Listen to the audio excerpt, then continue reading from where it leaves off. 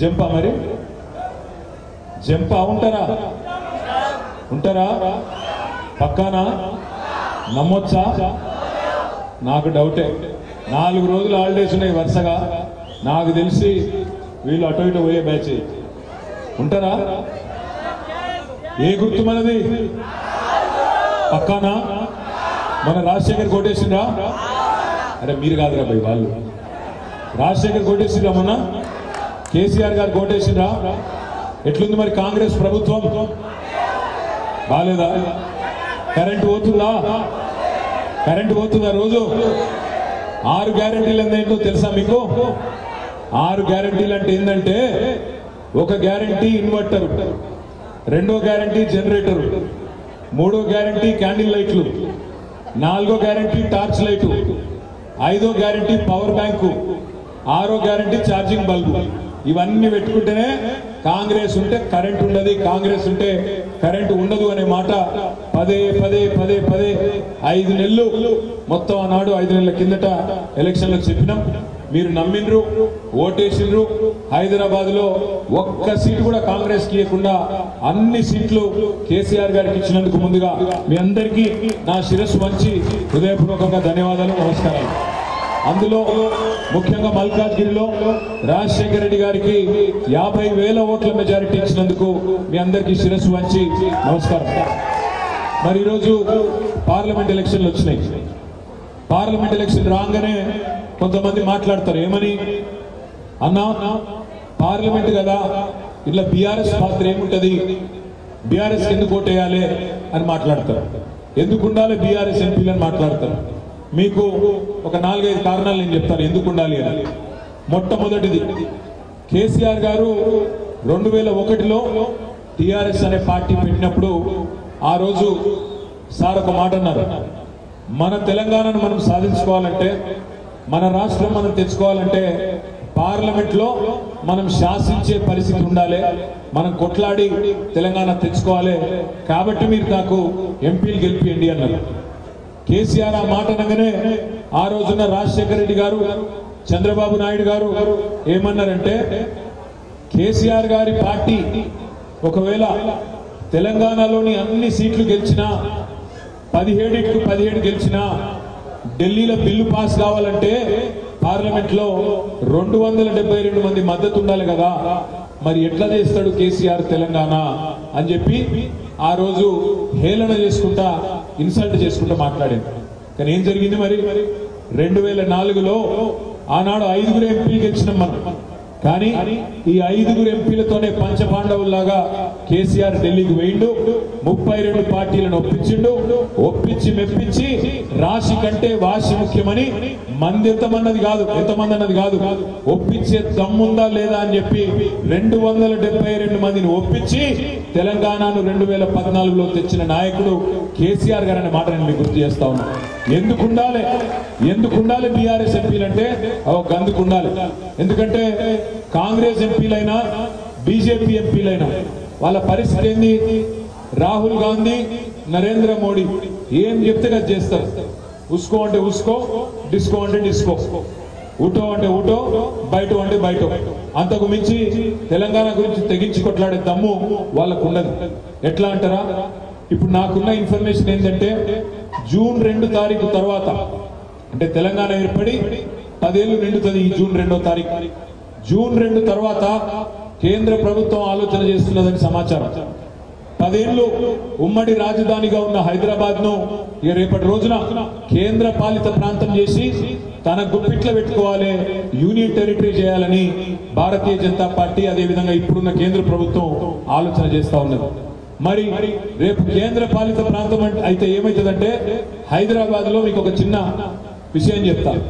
మీ పక్కనే మల్కాజ్గిరి పక్కకే ఉంటది కంటోన్మెంట్. జూబ్లీ బస్ స్టాండ్ నుంచి ఇటు కరీంనగర్ పోయే రోడ్డు మీ అల్వాల మీకెళ్ళి పోతుంది. అక్కడ ఒక స్కైవే కడదాం, హైదరాబాద్ లో 36 ఫ్లైఓవర్లు కట్టినాం కదా, అట్లనే బ్రహ్మాండమైన ఒక 11 కిలోమీటర్ల స్కైవే కడదామని చెప్పి 10 ఏళ్ళు ప్రయత్నం చేసినాం. అట్లాగే ఇటు ప్యాట్నీ నుంచి కొంపల్లి దాకా ఒక స్కైవే కడదామని చెప్పి 10 ఏళ్ళు ప్రయత్నం చేసినాం.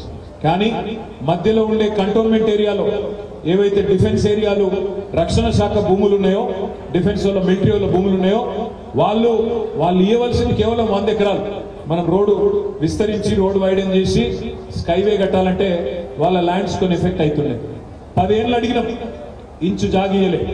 100 ఎకరాలు ఇస్తే 500 ఎకరాలు ఇస్తామని చెప్పినాం, ఇయ్యలేదు.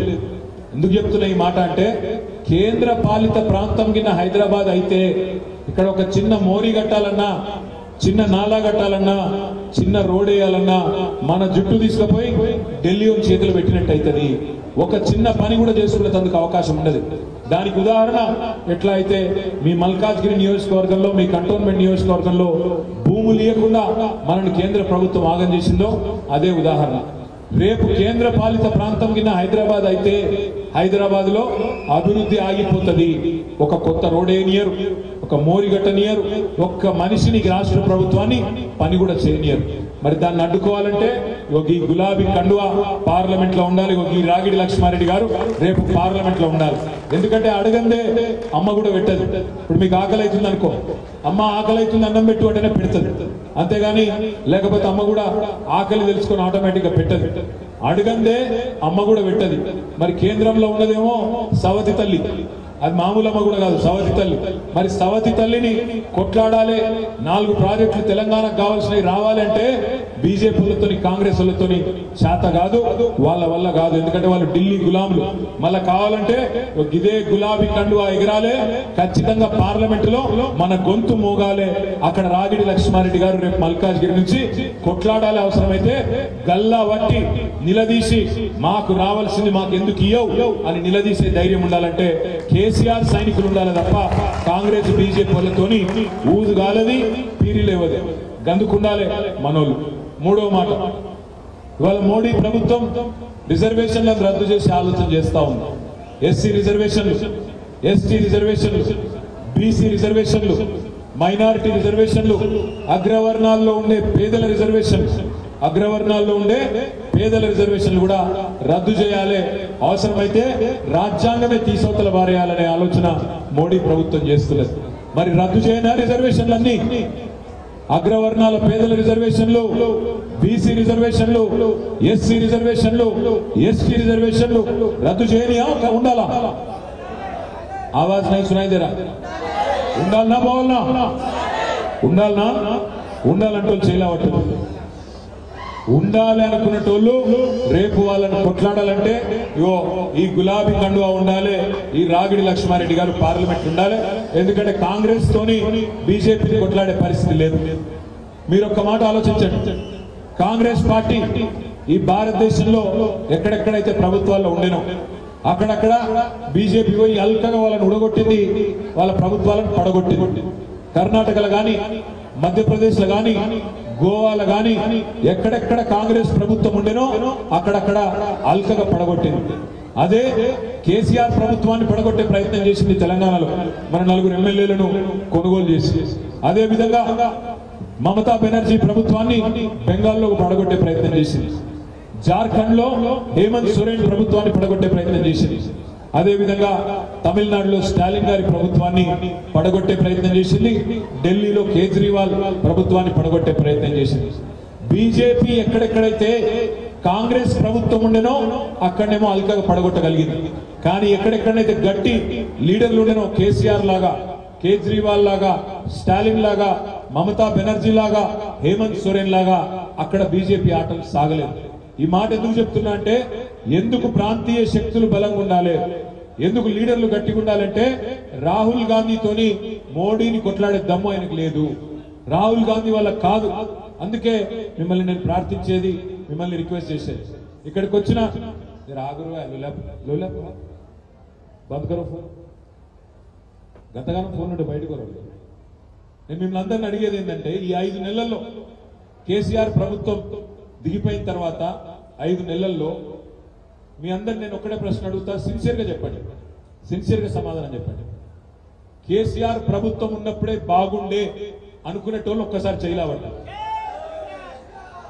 పక్కానా నేను అడిగినందుకు మోమాటానికి లేవడుతున్నా.